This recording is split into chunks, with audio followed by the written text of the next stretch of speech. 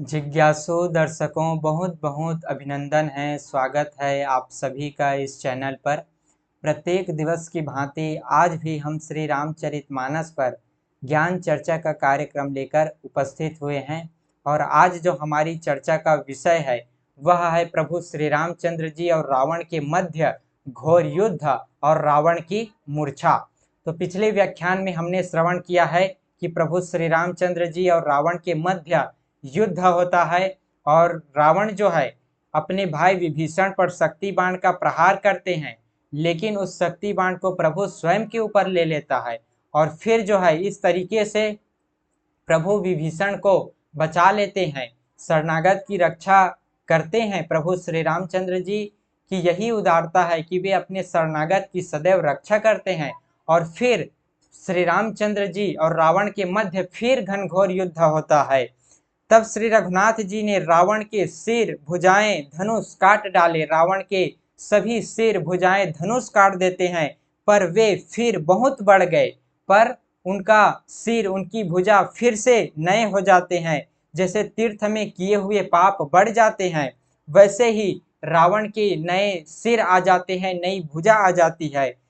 सिर भुज बाढ़ी देख रिपुकेरी, भालू कपिन रिस भई घनेरी, मरत न मूढ़ कटिहु भुज सीसा, धाय कोपि भालू भटकीसा। शत्रु के सिर और भुजाओं की बढ़ती देखकर रीछ वानरों को बहुत ही क्रोध हुआ।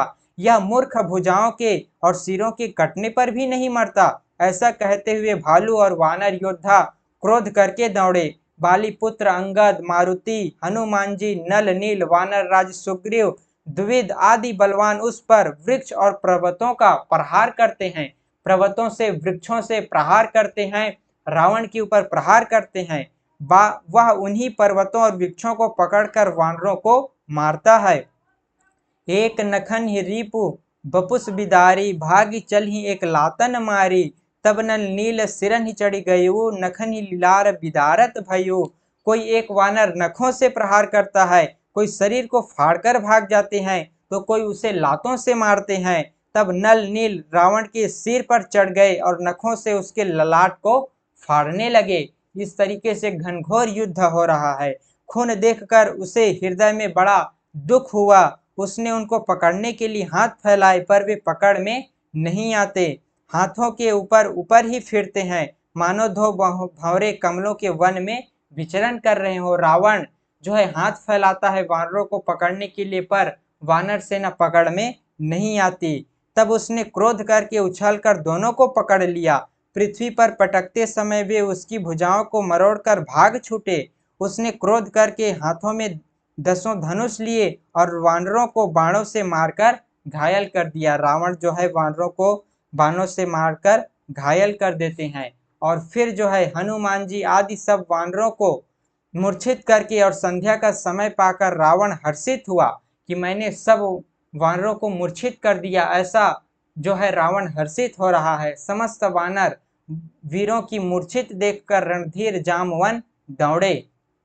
जामवन के साथ जो भालू थे वे पर्वत और वृक्ष धारण किए रावण को ललकार ललकार कर मारने लगे। बलवान रावण क्रोधित हुआ और पैर पकड़ पकड़ कर वह अनेक योद्धाओं को पृथ्वी पर पटकने लगा। देखी भालुपति निज दल घाता, कोपी माझ और मारे सिलाता। जामवन ने अपने दल का विध्वंस देखकर क्रोध करके रावण की छाती में लात मारी। जब जामवंत देखते हैं कि उनके वानर वीर घायल हो गए हैं, ऐसा जब जामवंत जी देखते हैं तब वह रावण की छाती में लात मारते हैं। और लात घात प्रचंड लागत, बिकल रथ ते मही परा, गई भालु बिसहु कर मन हूँ, कमलन ही बसे निशि मधु करा, मूर्छित बिलो की बहोरी पद, हति भालुपति प्रभु प्रभु पही गयो, निसजानी सयंदन घालिते ही, तब सूत जत्नु करत भयो। छाती में लात का प्रचंड आघात लगते ही रावण व्याकुल होकर रथ से पृथ्वी पर गिर पड़ा। उसने 20 हाथों में भालुओं को पकड़ रखा था, मानो रात्रि के समय भंवरे कमलों में बसे हुए हों। उसे मूर्छित देखकर फिर लात मारकर ऋक्षराज जामवन प्रभु के पास चले गए। रावण मूर्छित हो जाते हैं, जामवन जी के प्रहार से रावण मूर्छित हो जाते हैं। रात्रि जानकर सारथी रावण को रथ में डालकर उसे होश में लाने का उपाय करने लगा अब जो रावण का सारथी है वो, अब रात्रि का समय हो गया है, संध्या का समय हो चुका है। अब जो है जो रावण के सारथी हैं वो रावण को लंका लाने के लिए, क्योंकि रावण अब मूर्छित हो गया है, तो उनको रथ में डालकर उसे होश में लाने का उपाय करने लगा। और फिर जो है मूर्छा दूर होने पर सब रीछ वानर प्रभु के पास आए।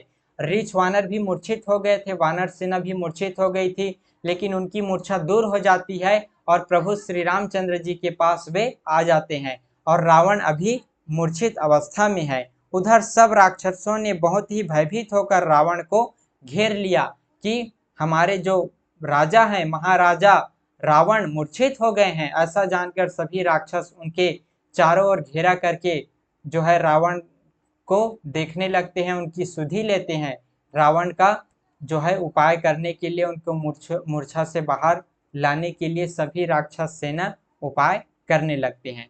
तो इस तरह से रावण जो है मूर्छित अवस्था में है। अब फिर वो मूर्छा से कब बाहर आते हैं और फिर किस तरह से युद्ध करते हैं वो हम अगले की व्याख्यान में श्रवण करेंगे। अब जो है रावण का वध का समय आ ही गया है। अब कुछ युद्ध और फिर रावण का वध होने ही वाला है। संभवतः अगले व्याख्यान में रावण का वध हो या उससे अगले आने वाले व्याख्यान में रावण का वध होना निश्चित है। अब जो है रावण का वध का समय आ चुका है। प्रभु श्री रामचंद्र जी जिस उद्देश्य से अवतार लिए हैं उनका वो कार्य पूर्ण होने का समय आ चुका है। जल्द ही रावण का वध होने वाला है और इस तरह से हमारे श्री रामचरितमानस की ये ज्ञान रूपी कथा आगे बढ़ रही है। सब लोग इसका लाभ उठाते रहिए, आनंद लेते रहिए। सभी अपने मित्र जनों में, परिवार जनों में इस व्याख्यान को, इस वीडियो को पहुंचाइए ताकि सब लोग इसका लाभ ले सकें, इसका आनंद ले सकें और सब लोग जो है इस रामचरितमानस की ज्ञान गंगा में डुबकी लगा सकें। कथा कहने में कुछ त्रुटि हो जाती हो तो उसके लिए क्षमा करें और आप सभी लोग स्नेह पूर्वक, श्रद्धा पूर्वक इसी तरह से कथा का श्रवण करते रहिए, आनंद उठाते रहिए, लाभ लेते रहिए। तो इस तरह से आज के इस व्याख्यान को अब हम यहीं पर विराम देते हैं। पुनः मिलेंगे अगले दिन आगे की चर्चा का कार्यक्रम लेकर। बहुत बहुत आभार आप सभी का। ओम तत्सत।